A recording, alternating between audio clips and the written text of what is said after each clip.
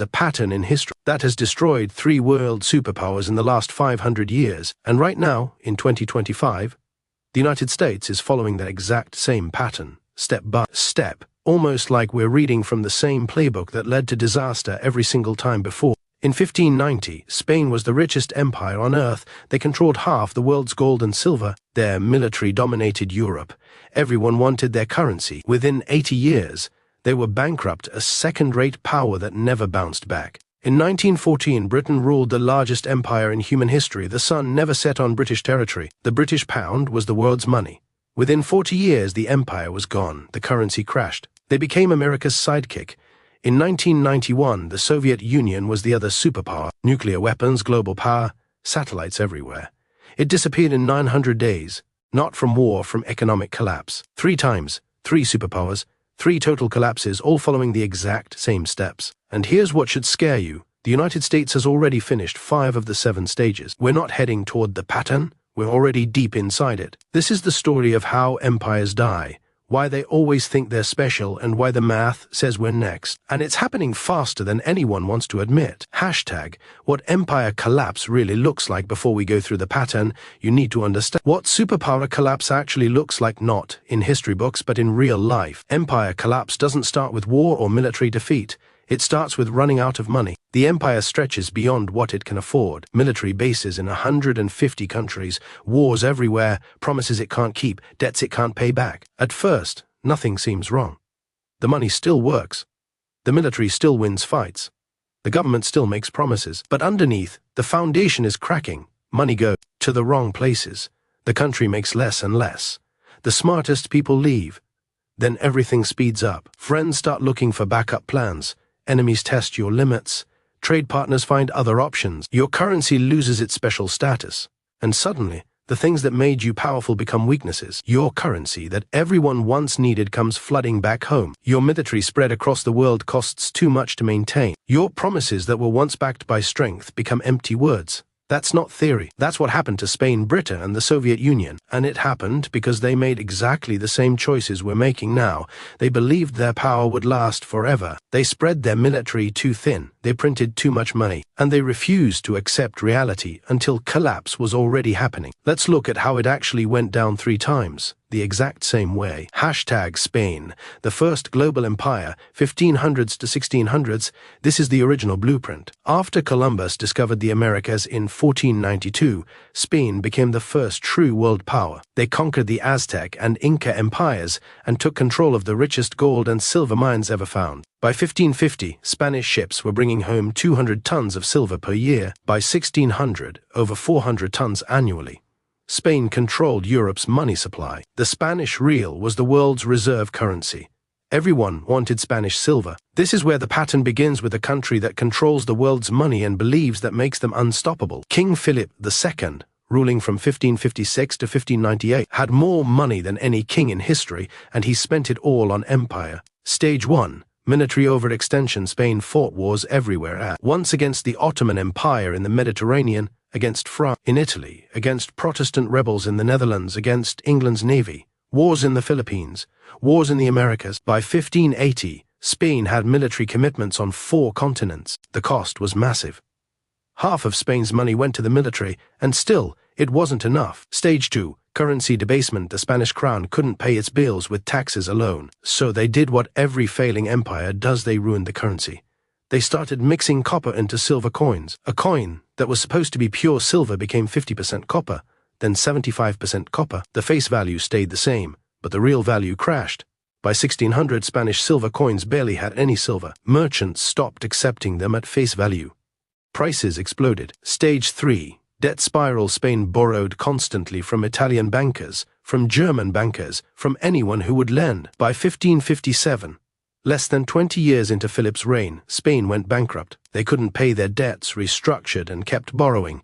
They went bankrupt again in 1560, again in 1575, again in 1596. 4 bankruptcies in 40 years. Each time they promised to fix things. Each time they went right back to borrowing and spending. Stage 4. Loss of productive capacity. Here's what people don't understand about Spain's collapse. They had all the gold and silver in the world, and it destroyed them. Because when you have unlimited money, You stop making things. Why grow food when you can buy it? Why build ships when you can purchase them? Why create anything when you can just spend? Spanish nobles thought work was beneath them. Manufacturing declined.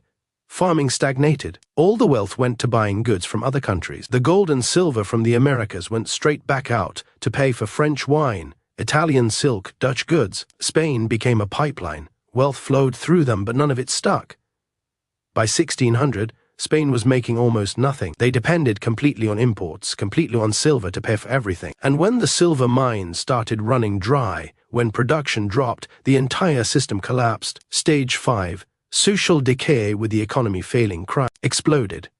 Beggars filled Madrid's streets. Productive citizens left for other countries. The best minds went to France, England, the Netherlands, countries that were building, creating, growing. Spain was left with bureaucrats, soldiers, and priests. Nobody creating wealth, everyone consuming it. By 1640, Spain lost Portugal. By 1650, they lost the Netherlands, their richest territory. By 1700, the Spanish Empire was a shell still large on maps but economically dead. They went from world superpower to secondary power in less than a century, and they never recovered. Spain today is a nice European country, pleasant, cultured, but irrelevant on the world stage. The descendants of the conquistadors are a tourist destination. That's what empire collapse looks like. Hashtag Britain, the empire where the sun never set. 1900s. Let's jump forward 300 years. At its peak, Britain controlled 25% of the world's land, 400 million people. The pound sterling was the global reserve currency. Every major trade deal was in pounds. Every central bank held British bonds. London was the financial center of the world. And just like Spain 300 years earlier, they believed it would last forever. But they were already following the pattern. Stage 1, military overextension. By 1900, Britain had military commitment. Everywhere: India, Africa, the Middle East, China, the Pacific, the Caribbean. They had to defend territory on 6 continents. The cost was enormous. When World War I started in 1914, Britain faced a choice: stay neutral and let Europe destroy itself, or jump in and bankrupt the empire to win. They chose to fight. World War I cost Britain over $40 billion. That's $1 trillion in today's money. They borrowed from everyone, mostly from the United States. By 1918, Britain owed America billions. The creditor had become the debtor. But they'd won the war. They kept the empire. They thought they could rebuild. They were wrong. Stage 2, currency debasement. The pound sterling was supposed to be backed by gold, but the war had drained Britain's gold reserves. They'd shipped gold to America to pay for weapons, food, and supplies. By 1920, Britain's gold reserves were half what they'd been in 1914, but they tried to keep the pound's value anyway. They went back on the gold standard at the pre-war rate in 1925. The problem? The pound was overvalued. British exports became too expensive. Manufacturing declined. Unemployment rose. And the government had to keep interest rates high to defend the currency. This destroyed the economy at home. By 1931, they couldn't hold it anymore. Britain abandoned the gold standard. The pound lost 25% of its value overnight. The global reserve currency had just admitted it couldn't keep its promises. Stage 3, debt spiral. Britain never recovered from World War I debt. And then World War II started. Another $120 billion in costs. More borrowing from America. By 1945, Britain owed the United States and Canada over $30 billion more than Britain's entire GDP. The war was won, but the empire was finished. They couldn't defend it anymore. Couldn't afford it, couldn't maintain it. Stage 4, loss of empire. In 1947, Britain gave up. India, the crown jewel, the source of wealth for 200 years, gone. Over the next 20 years, they lost everything: Africa, Middle East, Southeast Asia, the Caribbean. By 1970, the British Empire existed only in history books. Stage 5, currency collapse. The pound kept falling. In 1940, £1 equaled 43 cents. By 1950, 2.80 cents. By 1970, 2.40 cents. By 1980, 2.30 cents. Today, 1.27. The global reserve currency became a regional currency. Britain tried to maintain the appearance permanent seat on the UN Security Council, nuclear weapons, special relationship with America. But everyone knew the truth. They were a former power, a museum of what used to be great. The empire was gone, and it never came back. Hashtag the Soviet Union, the most recent example. 1945 to 1991, after World War II, the USSR emerged as a superpower. Nuclear weapons, massive military, control over Eastern Europe, satellites in space. And they believed they were the future. Communism would bury capitalism. the Soviet model would win. For 45 years, they competed with America, matched us militarily, built more tanks, more missiles, more troops. But underneath, the economy was dying. Stage 1. Military overextension. The Soviet Union spent 15 to 20% of GDP on the military. That's triple what America spent. They had to match American technology, American reach, American alliances. But their economy was a fraction of the size. They were in Afghanistan, propping up Cuba, supporting Syria, Vietnam, North Korea, Angola, Ethiopia. Everywhere America had influence, they had to counter. The cost couldn't be sustained. Stage 2. Economic stagnation. The Soviet economy stopped growing in the 1970s. Oil revenue kept them alive, but nothing else worked. Factories made junk. Farms failed. Technology fell decades behind. By the 1980s, the Soviet Union was importing grain. A country with some of the best farmland on earth couldn't feed itself. Why? Because central planning doesn't work. Because innovation dies under control. Because no one produces when there's no reward. Stage 3. Currency collapse. The ruble was never real money. It couldn't be exchanged internationally. Even Soviet citizens didn't trust it. They used dollars when they could get them. The government had to buy foreign goods with gold and oil because nobody wanted rubles. By 1985, oil prices dropped. Soviet gold reserves were running out. They were out of real money. Stage 4. Loss of empire. In 1989, the Berlin Wall fell. Eastern Europe left. Poland, Hungary, Czechoslovakia, Romania, East Germany gone in a year. The satellites that gave the Soviet Union strategic depth vanished. The Soviet government couldn't stop it. They were broke. Stage 5. Complete collapse. On December 26, 1991, the Soviet Union ceased to exist. 900 days from Berlin Wall to complete dissolution. No war, no invasion, just economic implosion. The military couldn't be paid. The government couldn't function. The ruble became worthless. A superpower with 30,000 nuclear weapons collapsed from internal economic failure. The pattern played out again: overextension, currency failure, debt, loss of empire, collapse. Hashtag. And here's what should keep you awake at night. The United States is following the exact same pattern. Stage by stage. Let me show you. Stage 1. Military overextension. The United States has over 750 military bases in 80 countries. We have troops in 150 countries. We're committed to defending Europe through NATO, defending Japan, South Korea, the Philippines, fighting in the Middle East, countering China, countering Russia. Our military budget is $850 billion annually, more than the next 10 countries combined. And it's not enough. We're stretched thin. Equipment is aging. Recruitment is down. And we have commitments we can't fulfill. If China invades Taiwan, if Russia pushes into NATO territory, if Iran closes the Persian Gulf, we can't respond to all of it at once. We're overextended, just like Spain, just like Britain, just like the USSR. Check. Stage 2. Currency debasement. In 1971, Nixon closed the gold window. The dollar became pure paper money. Since 2000, the money supply has increased 400%. Since 2020, we've printed over $6 trillion. The dollar has lost 98% of its purchasing power since 1971. We're not mixing copper into silver coins. We're just printing unlimited paper. The method is different. The result is the same. Debasement. Check. Stage 3. Debt spiral. The United States owes $36 trillion. That's 120% of GDP. Interest payments alone are approaching $1 trillion per year. We're spending more on interest than on defense. We run deficits every year, $1.8 trillion in 2024, in a growing economy. During peacetime, we borrow to pay interest on previous borrowing. That's the definition of a debt spiral. Spain defaulted 4 times. Britain borrowed until it collapsed. The USSR ran out of money. We're on the same path. Check. Stage 4. Loss of productive capacity. America doesn't make things anymore. We design, we finance, we consume, but we don't produce.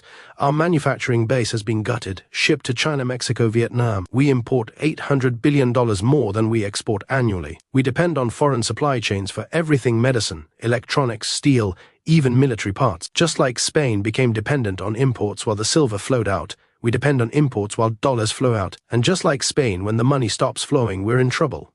Check. Stage 5. Social decay. Trust in institutions is at all-time lows. Crime is rising. Homelessness is exploding. Drug overdoses kill 100,000 Americans annually. The best and brightest are leaving or checking out. Birth rates are collapsing. Political dysfunction is total.